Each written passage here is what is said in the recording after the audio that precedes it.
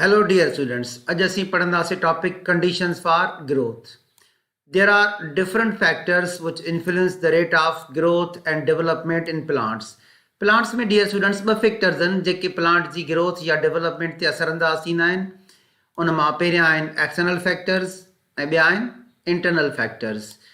जेके dear students external factors आहिनि असां उनखे exogenous factors चवंदा आहियूं ऐं जेके internal factors आहिनि असां उनखे endogenous factors चवंदा आहियूं. अगर असीं एक्सटर्नल स्ट्रक्चर्स की ॻाल्हि कयूं तो उहे 5 आहिनि. एक्सटर्नल स्ट्रक्चर्स में टेम्परेचर जो इफेक्ट, लाइट जो इफेक्ट, ऑक्सीजन जो इफेक्ट, कार्बन डाइऑक्साइड जो इफेक्ट ऐं न्यूट्रिएंट. छो त इहे सभु प्लांट जे बॉडी जे ॿाहिरियां उन जी बॉडी ते इफेक्ट विझनि था. सभ खां अॻु में ॾिसूं त टेम्परेचर जो रोल कहिड़ो आहे. How does the temperature effect the growth of plant. Temperature, now temperature is very important factor. अगर असां प्लांट जे एंजाइम्स की ॻाल्हि कयूं त प्लांट्स जा जेके एंजाइम बेस्ड वर्क कंदा आहिनि उन्हनि जे लाइ ऑप्टिमम टेम्परेचर आहे 25 डिग्री सेंटीग्रेड खां 37 degree centigrade. Normally the rate of growth increase with the increase of temperature but with in limit. छो त जॾहिं बि लिमिट खां टेम्परेचर मथे वेंदो त पोइ प्लांट्स जी एंजाइम्स ते जेको आहे सो बैड इफेक्ट ईंदो.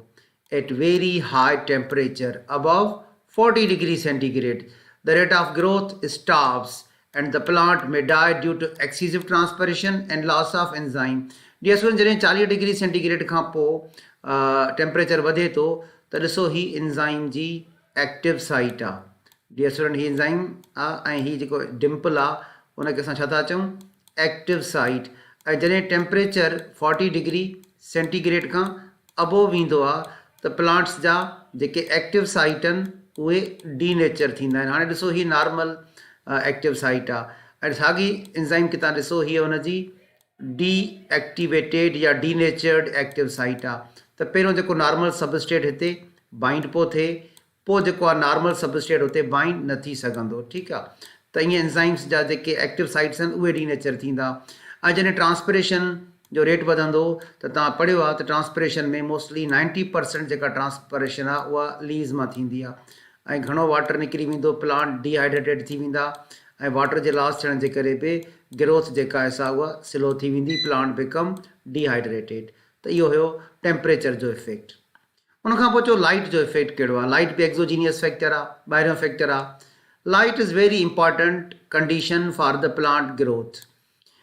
It helps in photosynthesis. Photosynthesis में प्लांट्स खे फूड मिलंदो ऐं फूड मिलंदो त और उहो जेको आहे सो ग्रोथ ते असरअंदाज़ थींदो ऐं प्लांट जी ग्रोथ सही थींदी. हा, फूड जी कमी थी वेंदी त पोइ ग्रोथ स्लो थी वेंदी.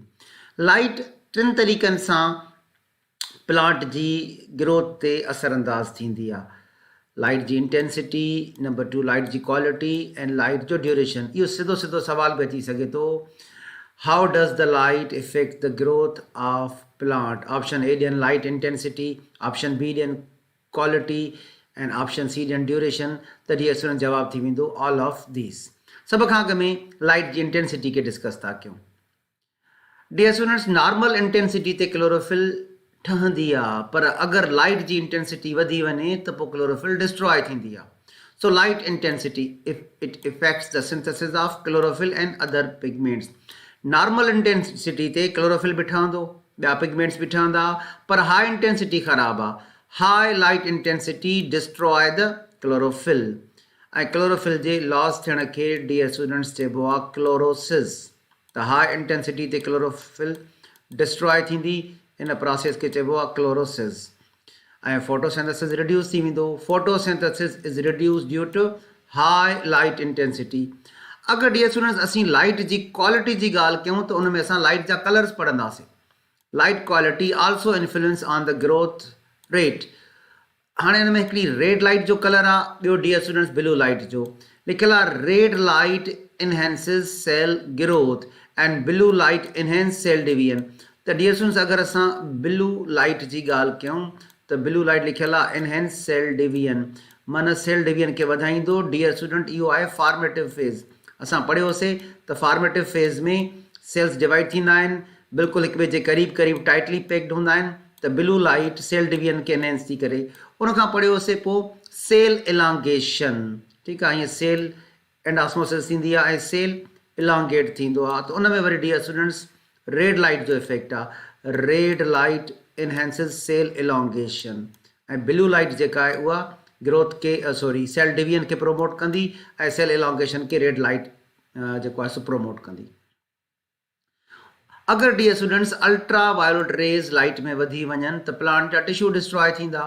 सो UV rays destroy the protoplasm ऐं रिटार्ड मन स्लो करण ग्रोथ। लाइट जो ड्यूरेशन असां पढ़ी आहियूं फोटोपीरियडिज्म।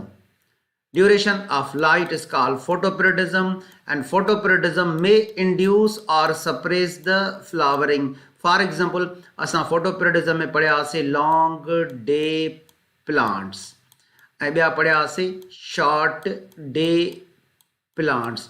अगर डियर स्टूडेंट्स लॉन्गर डेज हूंदा त शॉर्टर डे प्लांट्स जी फ्लावरिंग सप्रेस थी वेंदी ऐं शॉर्ट डेज हूंदा त लॉन्गर डे प्लांट्स जी फ्लावरिंग सप्रेस थी वेंदी। इहो टॉपिक असां ऑलरेडी पढ़ी चुका आहियूं। हाणे अचो डियर स्टूडेंट्स ऑक्सीजन ते। ऑक्सीजन भी एक्सोजीनियस फैक्टर आहे। Oxygen influences the growth of roots. छो त स्टेम त हूअं बि डियर स्टूडेंट्स तव्हां ॾिसो स्टेम ॿाहिरि हूंदो आहे। अगरि असां स्टेम जी ॻाल्हि कयूं त स्टेम ॿाहिरि हूंदो आहे, सॉइल खां ॿाहिरि हूंदो आहे। रूट्स जेके आहिनि उहे सॉइल जे अंदरि हूंदा आहिनि। ही प्लांट जा रूट्स आहिनि ऐं डियर स्टूडेंट्स हे सॉइल जो सरफेस आहे त रूट्स अंडरग्राउंड हूंदा आहिनि। स्टेम बि ॿाहिरि हूंदो आहे एरियल पार्ट ऐं लीव्स बि ॿाहिरि हूंदा आहिनि एरियल पार्ट्स। त एरियल पार्ट्स में ऑक्सीजन जी कमी न थींदी आहे छो त एटमॉस्फेयर में ऑक्सीजन अवेलेबल आहे। रूट्स ते इफेक्ट अची सघे थो छो त रूट्स अंडरग्राउंड हूंदा आहिनि ऐं ज़मीन जे अंदरि ओतिरी ऑक्सीजन कोन्हे जेतिरी ॿाहिरि ऑक्सीजन आहे। त रूट्स ते असरअंदाज थी सघनि था। पोइ मां तव्हांखे पढ़ायो अॻु में त प्लांट्स एरियल रूट्स जेके आहिनि ॿाहिरि कढंदा आहिनि ऐं उहे ऑक्सीजन खे सप्लाई कंदा आहिनि। Process of respiration is carried out in the presence of oxygen. Normally oxygen घुर्जे रेस्पिरेशन लाइ छो त प्लांट्स रेस्पिरेशन में ऑक्सीजन खणंदा आहिनि in and dear students plants respiration में कार्बन डाइऑक्साइड रिलीज कंदा आहिनि आउट। त रेस्पिरेटरी गैस ऑक्सीजन त रेस्पिरेशन लाइ ऑक्सीजन घुर्जे। Without oxygen no metabolic activity is possible. छो त ऑक्सीजन मिलंदी त ग्लूकोज ऑक्सीडाइज थींदो, एनर्जी मिलंदी, मेटाबॉलिक एक्टिविटीज़ जे लाइ एनर्जी मिलंदी। And no growth takes place without oxygen छो त एनर्जी न मिलंदी। पर जेकॾहिं ऑक्सीजन वधी वञे high supply of oxygen inhibits the growth by a wasteful or useless process called photorespiration। हाणे इनखे थोरो एक्सप्लेन कयूं त जॾहिं ऑक्सीजन वधी थी वञे त हिकिड़ो यूज़लेस प्रोसेस स्टार्ट थी थो वञे जंहिंजो नालो आहे फोटोरेस्पिरेशन। डियर स्टूडेंट्स छा हूंदो आहे जॾहिं नॉर्मल कंडीशंस हूंदियूं आहिनि त प्लांट्स जा स्टोमेटा ओपन हूंदा आहिनि। नॉर्मल कंडीशंस में प्लांट्स जा स्टोमेटा ओपन हूंदा आहिनि ऐं डियर स्टूडेंट्स जॾहिं प्लांट्स जा स्टोमेटा ओपन हूंदा तो छा खणंदा कार्बन डाइऑक्साइड खणंदा। हीअ गैस अगरि स्टोमेटा ओपन हूंदा त कहिड़ी गैस खणंदा कार्बन डाइऑक्साइड गैस। पोइ डियर स्टूडेंट्स इन कार्बन डाइऑक्साइड गैस खे हिकिड़ी 5 कार्बन शुगर सां कंबाइन कंदा। उहा 5 कार्बन शुगर आहे ribulose bisphosphate. Ribulose bisphosphate is 5 carbon sugar. Carbon dioxide के कंबाइन कंदा रेबुलोस बिसफॉस्फेट सां हिकिड़ी एंजाइम जे ज़रिए, उनजो नालो आहे रुबिस्को। इनखे चइबो आहे कार्बन डाइऑक्साइड फिक्सेशन। ठीकु आहे त हिते रुबिस्को कार्बन डाइऑक्साइड के फिक्स थी करे ऐं जॾहिं रुबिस्को कार्बन डाइऑक्साइड के फिक्स थी करे त असीं चवंदासीं कार्ब ऑक्सीलेज। इहा एंजाइम छा जो कमु थी करे कार्ब ऑक्सीलेज जो कमु थी करे ऐं नतीजे में हिकिड़ो प्रोसेस स्टार्ट थी वेंदो फोटोसिंथेसिस जेको यूज़फुल प्रोसेस आहे ऐं प्लांट्स खे छा मिलंदो ग्लूकोज जंहिंजे करे प्लांट काफ़ी तव्हांखे हैप्पी नज़र अची रहियो आहे। So plant is happy with the process of photosynthesis. पर कॾहिं कॾहिं dear students hot sunny days हूंदा आहिनि। टेम्परेचर तमामु घणो हाई थी वेंदो आहे। हॉट सनी डेज़ हूंदा आहिनि, टेम्परेचर तमामु घणो हाई हूंदो आहे ऐं जॾहिं टेम्परेचर हाई थी वेंदो आहे त प्लांट्स ट्रांसपायरेशन खे रोकण लाइ most of the stomata close करे छॾींदा आहिनि। Not all, most of the stomata, सभु न पर most of the stomata close करे छॾींदा आहिनि। पोइ नतीजे में लीव जे अंदरि कार्बन डाइऑक्साइड घटिजणु शुरू थींदी आहे ऐं ऑक्सीजन वधणु शुरू कंदी आहे। त साॻी रुबिस्को ऑक्सीजनेस बि आहे। साॻी रुबिस्को बेटा ऑक्सीजनेस बि आहे। अगरि तव्हां रुबिस्को लफ़्ज़ ते ध्यानु ॾियो त उन जी एंड में सी ऐं ओ आहे। C stands for carboxylase and O stands for oxygenase. त ही वरी ऑक्सीजन खे कंबाइन करणु शुरू कंदी कंहिंसां 5 कार्बन शुगर रिबुलोस बिस्फॉस्फेट सां।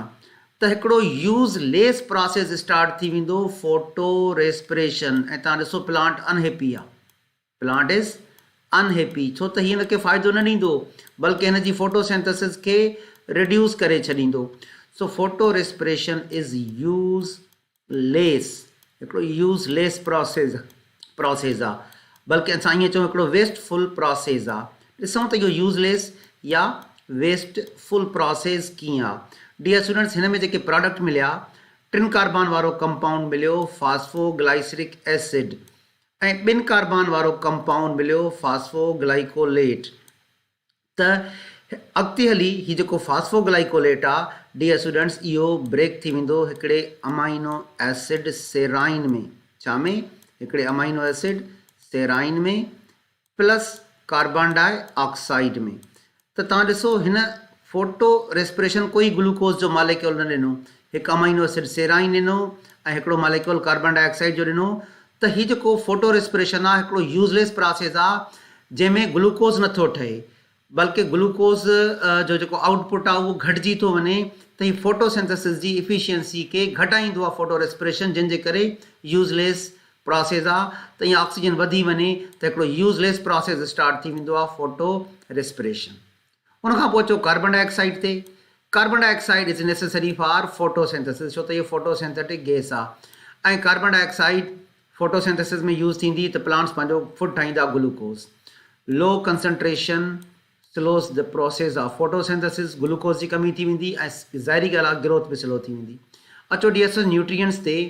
त प्लांट खे सॉइल मां न्यूट्रिएंट्स मिलंदा आहिनि जीअं फास्फेट या ॿिया जेके मिनरल्स आहिनि पोटेशियम वग़ैरह या नाइट्रोजन जा compounds. Nutrients supply energy to growing plants. With the increase in nutrition, growth increases, whereas decrease in nutrition causes the retardation of growth. अगर प्लांट के सुठी सॉइल में ग्रोथ करे रहियो आहे जंहिंमें नाइट्रोजन जा कंपाउंड्स आहिनि ऐं ॿिया साल्ट्स अवेलेबल आहिनि त प्लांट जी ग्रोथ सही थींदी। अगर प्लांट नाइट्रोजन डेफिशिएंट सॉइल में आहे या उते मिनरल्स जी कमी आहे त पोइ ग्रोथ सही न थींदी बल्कि स्लो थी वेंदी।